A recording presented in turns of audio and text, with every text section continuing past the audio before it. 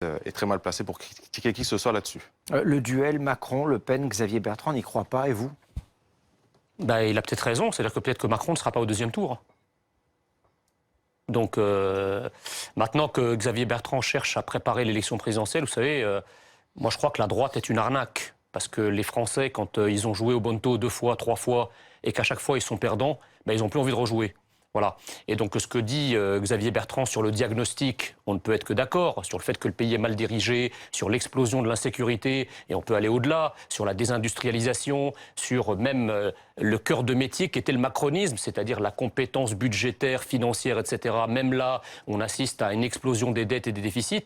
Bien sûr que la France va très mal. Alors je comprends que le représentant de la majorité ici présent veuille qu'on jette un voile pudique sur tout ça en disant tout ça et ça sort du débat démocratique. Non, c'est précisément les éléments du débat démocratique. Il faut critiquer ce qui est critiquable, en l'occurrence tout ce que je viens de dire, et ne pas avoir peur d'affronter aussi son bilan. Mais je ne pense pas que Xavier Bertrand soit bien placé, si vous voulez, pour faire ce genre de critique. Lui qui a été quand même associé à un système qui a gouverné la France pendant plusieurs dizaines d'années, il est donc lui aussi comptable du capharnaüm économique, migratoire, sécuritaire, industriel qu'est devenue la France aujourd'hui. Donc je serais Xavier Bertrand, je me ferais discret. On n'a pas de leçon de compétence à recevoir de la part de Xavier Bertrand qui, une fois de plus, est responsable de la situation à laquelle est arrivée la France aujourd'hui. Je crois que la compétence lui-même l'a montré, c'est-à-dire une totale incompétence. Il n'a pas de leçon de compétence à nous donner à nous, d'abord parce qu'on n'a jamais été au pouvoir encore, qu'il attende qu'on soit au pouvoir et qu'il voit exactement dans la réalité comment nous gouvernerons et comment nous améliorerons les choses, et ensuite il pourra venir et s'exprimer. De l'autre côté, M. Messia nous parlait tout à l'heure que le Rassemblement national n'était pas encore au pouvoir. Mais je l'espère, quand on voit le comportement et les prises de parole de vos dirigeants politiques, c'est pas non plus n'importe qui. À chaque fois, on dit c'est des cas qui sont à part, particuliers, etc. Sauf que systématiquement, dès qu'il y a des élus du Rassemblement national dans les villes, dans les départements ou dans les régions, à chaque fois, on a des dérives non, c'est pas vrai. racistes. Vous faites...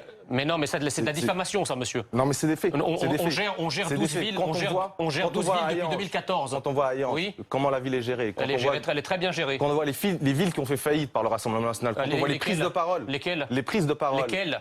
Quel est le bilan des villes conquises par le parti en 2014? Nous sommes retournés à Hénin-Beaumont, donc, mais aussi à Fréjus, dans le sud. Rassemblement national, plus grande ville aux mains du parti.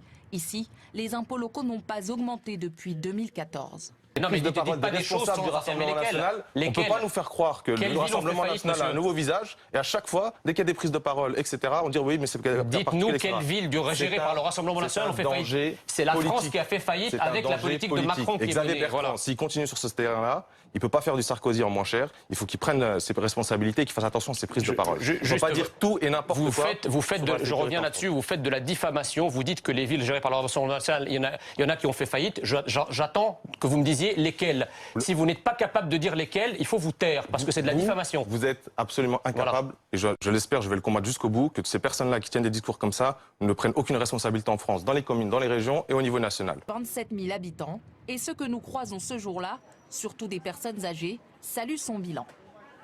Vous avez mis la France en faillite avec la politique budgétaire qui est la vôtre. C'est vous qui avez mis la France en faillite. Vous avez mis la France en faillite migratoire, en faillite sécuritaire, en faillite budgétaire. Absolument. Alors je serai vous, je ferai preuve d'un peu de modestie. Il faut transformer le Texas, et ce que vous proposez, la France en Texas, ce que vous proposez.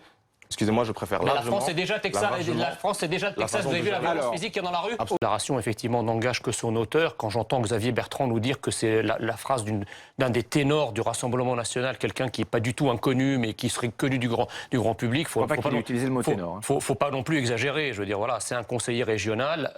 Marine, notre présidente. Cette phrase, elle vous choque, vous la condamnez, vous? Écoutez, moi je la condamne, oui, elle me choque. Maintenant, elle n'engage que son auteur, encore une fois. Et puis bon, vous savez, on est le plus grand parti de France, on a des dizaines de milliers d'adhérents.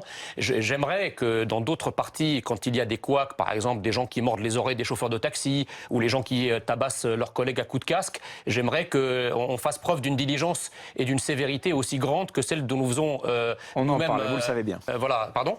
On en parle régulièrement et vous le savez bien. Quelle mesure a pris la République En Marche pour exclure les gens auteurs de ces actes? Aucune, ils sont toujours députés. Mais ça n'a rien à voir. Ce matin, il s'agit d'un élu du Rassemblement national qui est mis en cause. Ça n'a rien à voir. Pardon, je vais essayer d'être objective, là. Après vous répondrez, mais ça n'a rien à voir. Ça m'inquiète quand vous commencez votre phrase comme ça. Non, ça n'a rien à voir.